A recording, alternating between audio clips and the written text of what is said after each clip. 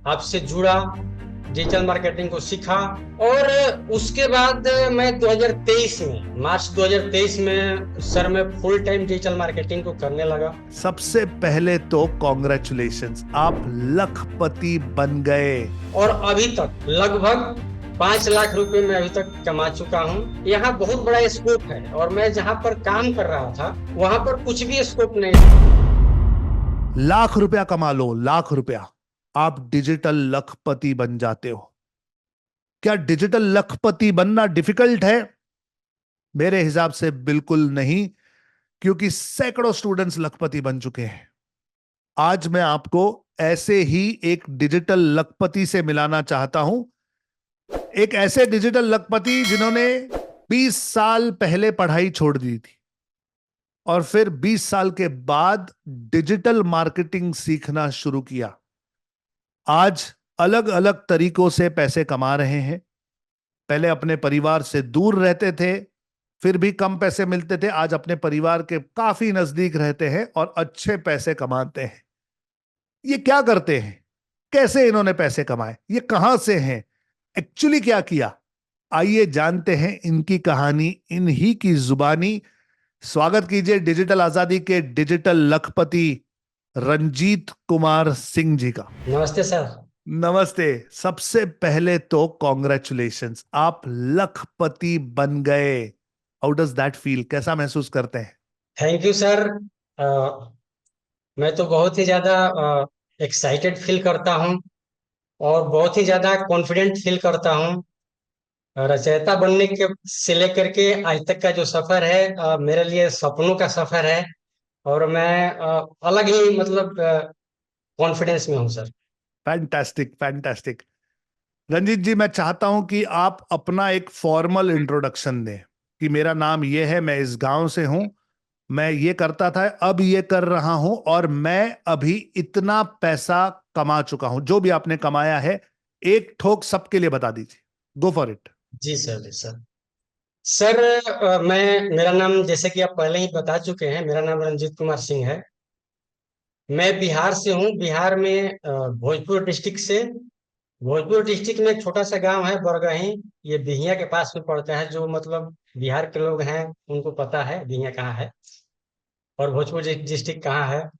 Sir, मैं अपना जो भी मैं एजुकेशन किया, उसके बाद मैं दिल्ली चला गया था। दिल्ली कुछ दिन रहा, उसके बाद मैं गुड़गांव में 2007 से लेकर के लास्ट 2023 तक मैं वहां रहा हूँ। और 2007 से लेकर के 2023 के बीच में सर, जो मैं लाइफ जी रहा था, जो मैं काम कर रहा था, वो बिल्कुल मतलब लेबर क्लास का काम था।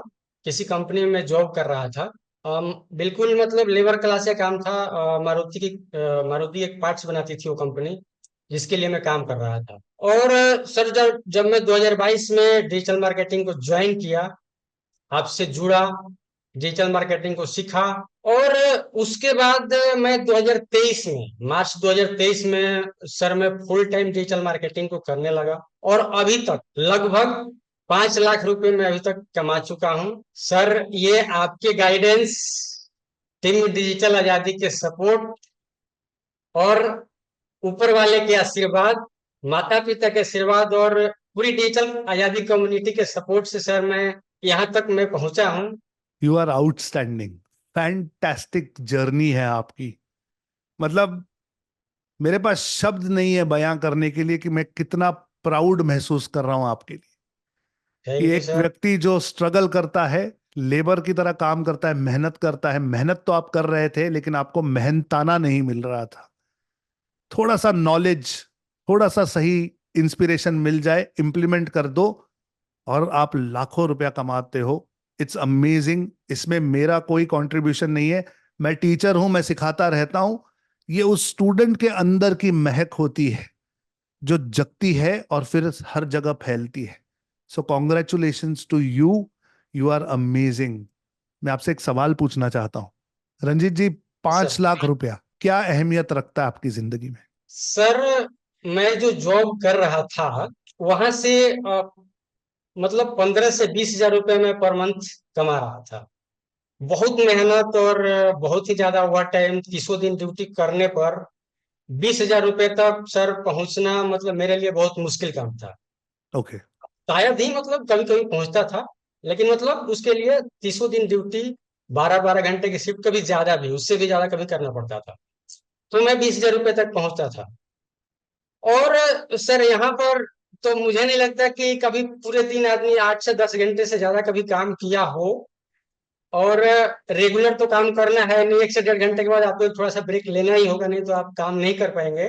जी। तो अगर उन ब्रेक को ना काउंट किया जाए तो मुझे नहीं लगता है कभी 6 6 7 घंटे से ज्यादा आपने काम किया है। और सर मुझे विश्वास तब हुआ जब फर्स्ट टाइम मेरे एफिलिएट डैशबोर्ड में कुछ अमाउंट दिखा, और जब विश्वास हुआ तो उसके बाद इस काम को मैं करता गया, पता ही नहीं चला कब किस मतलब किस लाइफ से निकल करके और यहाँ तक आ गया। अमेजिंग। और सर अमेजिंग। जहां तक 5 लाख रुपए की बात है, सर बात यहाँ पैसे की नहीं है, बात यह है जी। कि यहाँ बहुत बड़ा स्कोप है, और मैं जहां पर काम कर रहा था वहां पर कुछ भी स्कोप नहीं था। शायद पता नहीं जब मैं मतलब 50 साल या 55 साल का हो जाता तब कितनी सैलरी होती, और उसके बाद जब कोई मतलब कोई कंपनी मुझे जॉब नहीं देती तब का क्या होता। आज के डेट में 5 लाख रुपए कोई बड़ा चीज नहीं है, और डिजिटल मार्केटिंग के लिए सर बड़ा नहीं है। अमेजिंग जर्नी रंजीत जी। लेकिन सबके दिमाग में एक सवाल है, एग्जैक्टली exactly आपने क्या किया?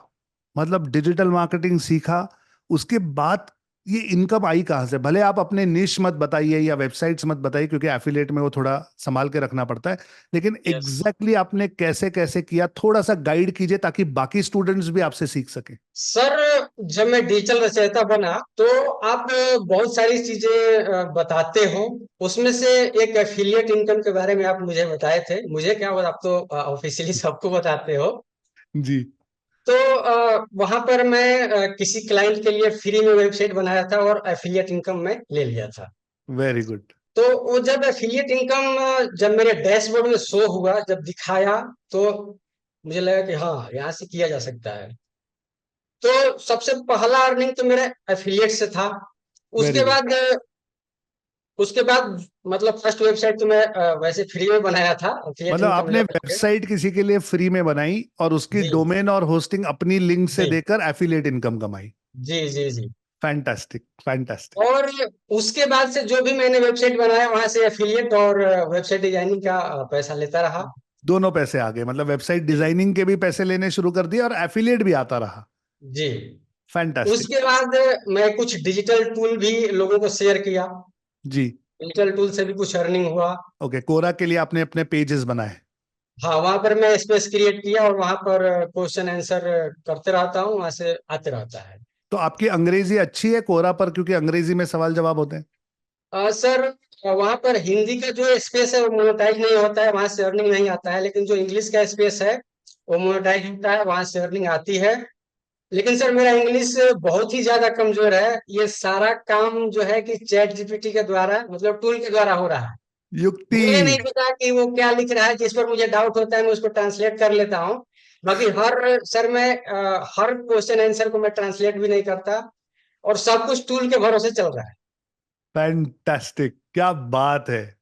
फैंटास्टिक। ओके, कोरा पर आपने अपनी स्पेस क्रिएट की, लोगों के सवालों के जवाब चैट जीपीटी से लेकर वहां पे पोस्ट करने शुरू किए। जब लोग आपके प्रोफाइल पर आते हैं, समय बिताते हैं, तो कोरा आपको पैसे देता जी है। Amazing, well done.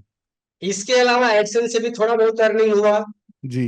कुछ वेबसाइट है जिनके लिए मैं ब्लॉगिंग करता हूँ, वहां से भी अर्निंग होता है। तो मतलब कुल मिला के अलग अलग जगहों से मल्टीपल सोर्स ऑफ इनकम, एक तरीके से इसको कह सकते हैं। आपकी ये बातें सुनकर मेरी हिम्मत 100 गुना बढ़ गई और काम करने की।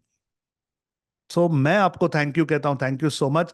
रंजीत जी, जब आपने शुरू किया था तब ऐसा लगता था, विश्वास था कि ये सब हो पाएगा? सर विश्वास कहीं पर भी तभी होता है जब थोड़ा सा रिजल्ट दिखता है। तो मुझे नहीं लगता कि कोई भी आदमी इससे वंचित रह सकता है, हर एक आदमी के लिए यहाँ पर अपॉर्चुनिटी है। मैं यहाँ पर अर्निंग ले रहा हूँ, जहाँ पर कि सिर्फ इंग्लिश में ही क्वेश्चन और आंसर करना है।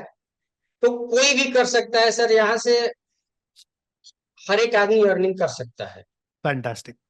रंजीत जी, सपना देखिए, पूरा हो जाएगा। जी sir. Thank you so much कि आपने ये समय निकाला और ये सारी बातें हमारे साथ शेयर की।